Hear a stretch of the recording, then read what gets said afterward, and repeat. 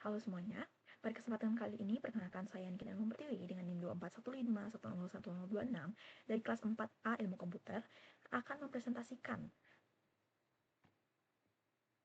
Baik, halo semuanya, pada kesempatan kali ini perkenalkan saya Niki Danung Pertiwi dengan NIM 24151011026 dari kelas 4A Ilmu Komputer. Pada mata kuliah Desain dan Analisis Algoritma kali ini, saya akan mempresentasikan tugas akhir saya yang berjudul Analisis Kinerja Algoritma Kruskal dan Algoritma Prim dalam menentukan minimum spanning tree pada graf berbobot.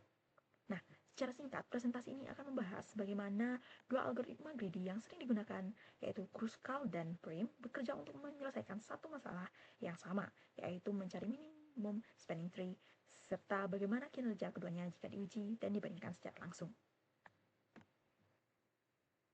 Nah, mari kita mulai dari pertanyaan dasar. Mengapa sih MST ini penting? Dalam dunia nyata, graf berbobot banyak digunakan untuk merepresentasikan masalah koneksi. Misalnya pada jaringan komputer, transportasi, distribusi, dan telekomunikasi, simpul mewakili titik atau perangkat, dan sisi mewakili hubungan antara titik tersebut dengan bobot tertentu, bisa berupa jarak, biaya, atau waktu tempuh. Nah, masalah utamanya adalah bagaimana cara menghubungkan seluruh simpul dengan total bobot sekecil mungkin tanpa membentuk siklus. Inilah yang disebut dengan minimum spanning tree atau MST. Di dalam mata kuliah desain dan analisis algoritma, MST menjadi contoh klasik penerapan strategi greedy, yaitu pendekatan yang memilih solusi terbaik di setiap langkah. Ada dua pendekatan populer untuk menyelesaikan masalah ini, seperti yang saya bilang tadi, yaitu algoritma Kruskal dan algoritma Prim, yang akan menjadi fokus utama presentasi saya hari ini. Nah, tujuan penelitian berdasarkan latar belakang tadi, ada 5 tujuan yang ingin saya capai dalam tugas ini. Pertama, menjelaskan konsep MST serta cara kerja algoritma Kruskal dan Prim. Kedua, menyusun desain algoritma, pseudocode, dan implementasi programnya. Ketiga, menganalisis kompleksitas waktu, dan kedua, algoritma. Keempat, membandingkan kinerja keduanya berdasarkan hasil penelitian. Nah, yang terakhir yaitu menarik kesimpulan mengenai kondisi graf seperti apa yang lebih sesuai untuk masing-masing algoritma. Kelima tujuan ini akan saya bahas satu persatu, dimulai dari konsep dasarnya terlebih dahulu.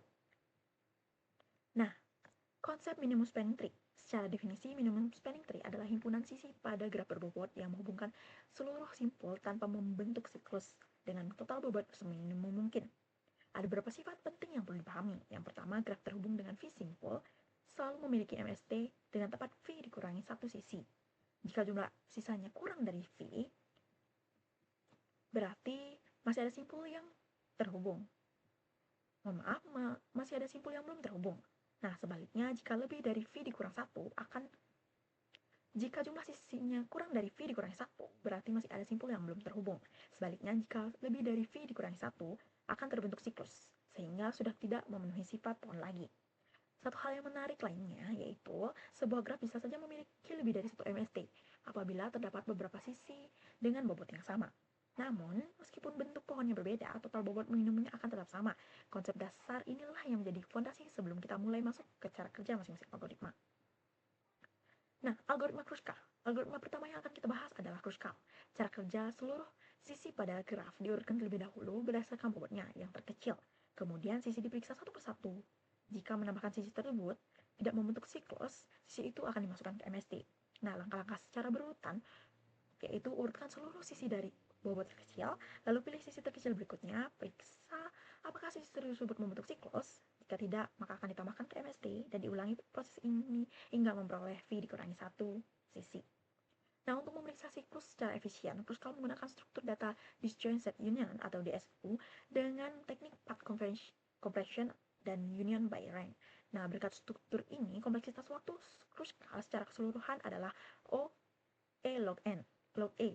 Nah, yang didominasi oleh proses pengurutan sisanya. Nah, berikutnya yaitu algoritma kedua yaitu Prim dengan pendekatan yang sedikit berbeda. Jika Kruskal bekerja dari sudut pandang seluruh sisi, Prim membangun MST secara bertahap, mulai dari satu simpul awal. Pada setiap langkah, algoritma ini memiliki sisi bobot minimum yang menghubungkan pohon sementara dengan simpul di luar pohon tersebut menggunakan struktur priority queue, yaitu Hepkey pada Python. Nah, langkah-langkahnya pilih satu simpul sebagai titik awal, tambahkan sisi berbobot terkecil yang terhubung dengan MST, masukkan simpul baru yang terhubung melalui sisi-sisi tersebut, perbarui kandidat sisi pada priority queue, dan ulangi proses ini hingga seluruh simpul terhubung. Dengan pendekatan ini, kompleksitas waktu prim adalah O, E log V. Nah, sekilas mirip dengan Kruskal, tetapi struktur data dan penyelesaiannya cukup berbeda. Dan inilah yang akan kita uji performanya pada bagian selanjutnya. Untuk membandingkan kinerja keduanya secara nyata, saya merancang sebuah eksperimen. Pengujian dilakukan pada 3 ukuran graf, yaitu 100, 300, dan 600 simpul dengan 3 tingkat kepadatan sisi, yaitu sparse, medium, dan dense.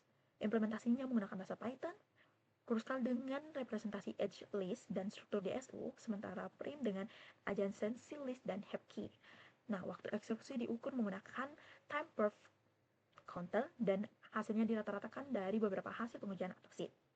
Yang penting digarisbawahi untuk menjaga keadilan uji adalah kedua algoritma diuji pada graf yang persis sama, sehingga perbedaan waktu eksekusi murni berasal dari karakteristik algoritma, bukan dari perbedaan data masukan. Nah, total bobot MST juga dicatat untuk memastikan kedua algoritma menghasilkan hasil yang konsisten. Analisis kompleksitas teoritis ini kemudian dilakukan berdampingan dengan pengukuran waktu eksekusi nyata. Nah, kita masuk ke hasil penelitian. Dari tabel yang ditampilkan ada 9 kombinasi skenario yang diuji. 3 ukuran graf dikalikan 3 tingkat kepadatan.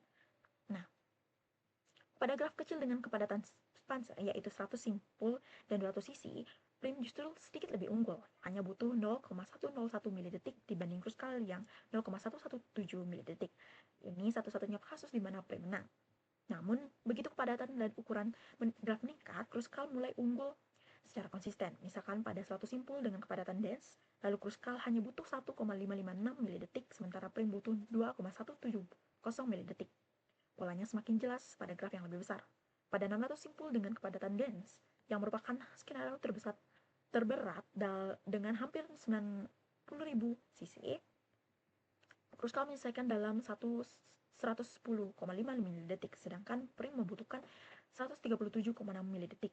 Yang juga penting, di seluruh 9 skenario, total bobot MST yang dihasilkan Kruskal dan prim selalu sama persis.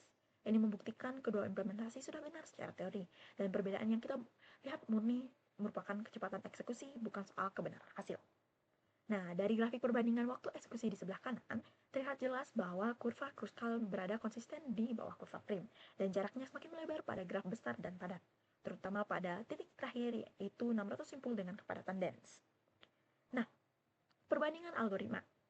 Di sini ada pertanyaan yaitu kapan memilih Kruskal versus prim. Nah, dengan hasil seperti tadi, pertanyaan sekarang kapan sebaiknya kita memilih masing-masing algoritma. Algoritma Kruskal lebih praktis digunakan ketika graf tersedia dalam bentuk daftar sisi atau edge list dan cocok untuk ukuran jarang atau spanse. Deteksis khususnya efisien berkat struktur DSU. Nah, contoh penerapannya misalkan pada jaringan komputer skala kecil, di mana seluruh daftar biaya koneksi sudah tersedia sejak awal. Nah, algoritma prim lebih sesuai ketika graf direpresentasikan sebagai adjacency list dan cocok ketika proses pencarian memang dimulai dari satu simpul tertentu. Nah, prioritas Q-nya yaitu memudahkan memilih sisi minimum tanpa harus memeriksa semua sekaligus. Nah, contohnya pada perluasan jaringan dari satu server pusat. Jadi, pemilihan algoritma yang tepat sebenarnya tergantung pada bagaimana graf direpresentasikan dan di karakteristik dari data yang dihadapi, bukan semata-mata soal mana yang lebih baik secara mutlak. Kita masuk ke kesimpulan. Sebagai penutup, ada 4 poin dari kesimpulan tugas ini. Yang pertama, yaitu Kruskal dan prim sama-sama valid. Untuk mencari MST, keduanya menghasilkan total bobot MST yang identik pada seluruh graf uji. Kedua, dari sisi kompleksitas, Kruskal memiliki kompleksitas O, E log E, dan keunggulan saat graf berbentuk edge list serta jarang atau spanse, sementara prim memiliki kompleksitas O, E log V, dan unggul saat graf berbentuk adjacency list dengan titik awal tertentu. Ketiga, secara empiris, berdasarkan pengujian yang saya lakukan, Kruskal cenderung lebih cepat pada sebagian besar skenario uji, terutama saat ukuran kepadatan graf meningkat, seperti yang terlihat pada hasil pengujian graf 600 simpul tadi. Keempat, dengan demikian, pemilihan algoritma MST yang tepat sebaiknya dipertimbangkan dengan ukuran graf, representasi data, serta kebutuhan implementasi yang dihadapi. Nah, demikian presentasi yang saya dapat sampaikan mengenai analisis kinerja algoritma Kruskal dan prim dalam menentukan minimum spanning tree pada graf berbobot. Terima kasih atas perhatiannya. Saya tutup dengan terima kasih. Sampai jumpa.